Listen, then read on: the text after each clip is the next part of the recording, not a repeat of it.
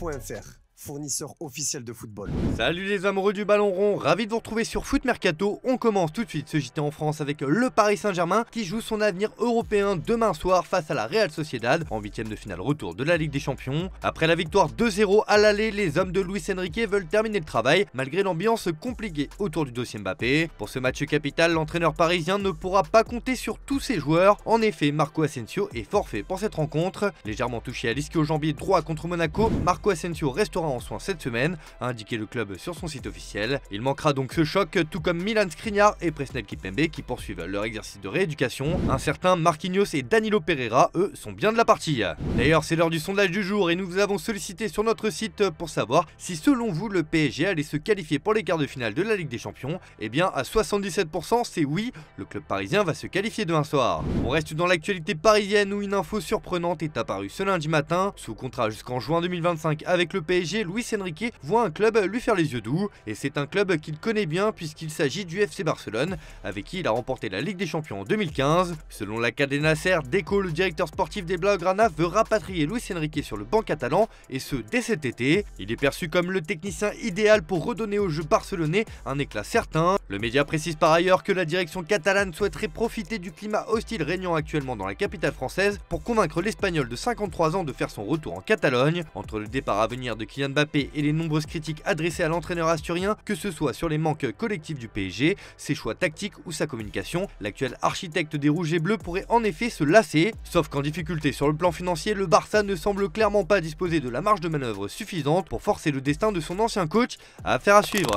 On va parler de l'Olympique de Marseille qui retrouve des couleurs depuis l'arrivée de Jean-Louis Gasset sur le banc, comme en témoigne l'éclatante victoire contre Clermont ce week-end, 5-1. Les Phocéens préparent donc dans la sérénité la réception de Villarreal en 8e de finale d'Europa League, mais le sous-marin jaune est aussi dans de bonnes dispositions ces dernières semaines puisque l'équipe entraînée par un certain Marcelino vient d'enchaîner 7 matchs sans défaite, et l'ancien coach éphémère de l'OM a prévenu le club phocéen que son équipe serait prête pour ce défi au Vélodrome. C'est un match contre l'OM comme un autre, tous les matchs sont les mêmes, l'équipe est sur une bonne dynamique de jeu et de résultats, les adversaires créent peu d'occasions, nous marquent peu de buts, nous sommes contents, ce sera un match difficile mais nous sommes optimistes. Marseille est prévenu. Mais les Marseillais pourront compter sur leur arme fatale depuis quelques semaines, c'est Pierre-Emerick Aubameyang. Le Gabonais est en feu ces derniers temps, en 35 matchs cette saison, Aubameyang totalise 19 buts et 8 passes décisives en 35 matchs et surtout il adore l'Europa League puisqu'il est le meilleur buteur de l'histoire de la compétition avec 31 buts. Villarreal aura de quoi se méfier. Brest s'éclate cette saison en Ligue 1 avec une belle deuxième place. Les Bretons peuvent remercier en grande partie leur maître à jouer Pierre Lesmelou, et pour son entraîneur Eric Roy, l'ancien niçois mérite d'être appelé en équipe de France.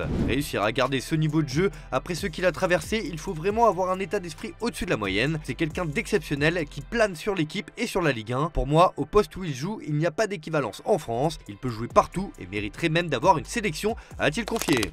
On file à l'étranger où l'on prend des nouvelles du FC Barcelone qui a vu 2 joueurs sortir sur blessure hier soir face à l'Athletic Club, Frenkie de Jong et Pedri. Le milieu néerlandais s'est à nouveau fait une entorse à la cheville droite, celle qu'il avait déjà tenue éloignée des terrains pendant un mois en début de saison. Quant à Pedri, c'est également une nouvelle blessure à la cuisse droite. A noter que la radio Cadena Copé annonce une indisponibilité comprise entre 1 mois et 1 mois et demi pour Frenkie de Jong. En revanche, le Barça n'aurait pas encore de délai de récupération prévu pour Pedri. Des blessures qui contrarient fortement Xavi, le coach catalan, comme il l'a expliqué après la rencontre d'hier soir. Segurament haurà afectat a l'equip, no? Perquè són 2 futbolistes molt determinants en el nostre joc, de la manera que volem jugar.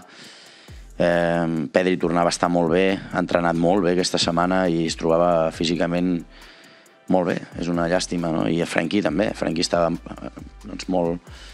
molt determinant en el joc, molt participatiu, i són 2 baixes molt importants. És una llàstima perquè són... Le Bayern Munich est à la recherche du successeur de Thomas Tuchel qui a annoncé son départ en fin de saison. Dans cette optique, la Bundesliga de Munich dévoile une nouvelle piste creusée par le board munichois. Ainsi, si Jürgen Klopp, Julian Nagelsmann, Hansi Flick ou encore Xabi Alonso ont été évoqués parmi les possibles candidats, Arne Slot s'est également ajouté à cette longue liste. En poste à Feyenoord depuis 2021 et sous contrat jusqu'en 2026, l'entraîneur néerlandais dispose d'un CV très séduisant. Conscient de la difficulté d'attirer un nom tel que Xabi Alonso, le Bayern pourrait donc jeter son dévolu sur un profil moins médiatisé mais tout aussi efficace. Enfin, le média allemand ajoute que Sebastian Hoeneß, actuellement sur le banc de Stuttgart, fait également partie des options.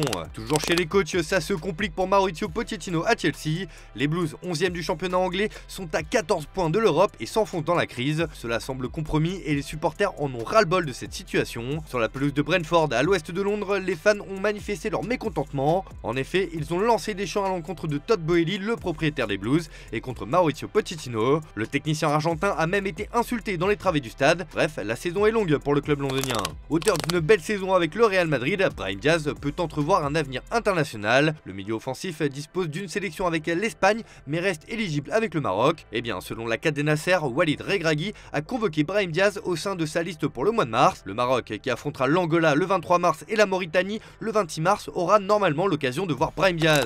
De son côté, Rafael Leao a fait un choix fort pour son avenir. Cité comme le possible successeur de Kylian Mbappé au PSG, le Portugais a mis les choses au clair dans un entretien au Corriere della Sera. Mon avenir est à Milan, je suis là et j'ai encore un contrat de 4 ans. Milan m'a aidé quand j'étais dans une situation très difficile, ils étaient proches de moi, je n'oublie pas, je suis loyal, je suis venu ici enfant, j'ai grandi ici en tant qu'homme et footballeur, je veux gagner à nouveau, ma tête est là, le PSG est donc fixé pour le moment.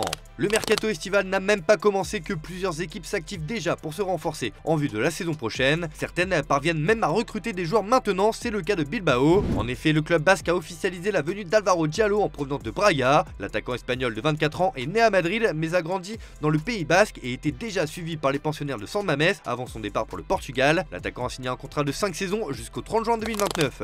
On prend des nouvelles d'un ancien de Ligue 1, Dimitri Payet, qui s'éclate au Brésil avec Vasco da Gama. La nuit dernière, le Français faisait son retour à la compétition à l'occasion du match face à la Portuguesa. Il a réalisé un véritable festival en étant impliqué sur tous les buts inscrits par son équipe et c'est tout le Brésil qui s'enflamme pour l'ancien international français. Payet et Vegetti ont fait le show, la victoire de Vasco a été marquée par le brio du duo Payet et Vegetti. Chacun a marqué un but sur une passe décisive de l'autre. Le milieu de terrain français a également joué un rôle dans le but d'Hudson et a offert une passe à David, a écrit UOL. De son côté, Lens a été tout aussi élogieux envers le numéro 10. Vasco a vu le retour de Dimitri Payet qui avait manqué le dernier match en raison d'une maladie virale. Il a fallu moins de 3 minutes aux Français pour montrer pourquoi il est le joueur vedette de cette équipe. Il a ouvert le score pour l'équipe haute après une passe de Vegetti. Enfin, pour Globo Esporte, le retour à la compétition de Payet est un vrai plus pour le Vasco. Avec le spectacle de Payet, Vasco retrouve son meilleur niveau avant les matchs décisifs. Dimitri Payet a offert un véritable spectacle lors de la victoire de Vasco. Le Français a participé aux 4 buts de la victoire et a montré pourquoi il est l'une des plus grandes stars du pays. Que d'éloges pour Payet qui a réussi son pari de l'autre côté de l'Atlantique.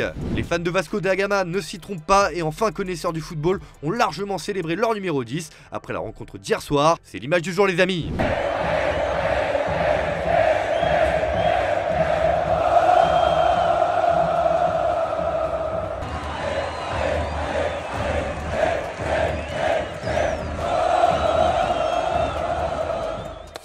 On termine ce JT comme tous les lundis avec le top buteur européen. Encore une fois, c'est Harry Kane qui arrive en tête avec ses 27 buts en 24 matchs. Derrière, on retrouve Lautaro Martinez qui reste régulier avec ses 23 buts en 24 matchs. Juste derrière, le podium est complété par Luuk de Jong. Muet ce week-end, le buteur de 33 ans conserve pourtant des statistiques solides avec 22 buts en 24 matchs. C'est un peu mieux que Kevin Denki qui arrive 4ème avec 22 buts en 26 matchs. Accroché par Monaco avec le Paris Saint-Germain, Kylian Mbappé suit un peu plus loin avec 21 buts en 22 matchs.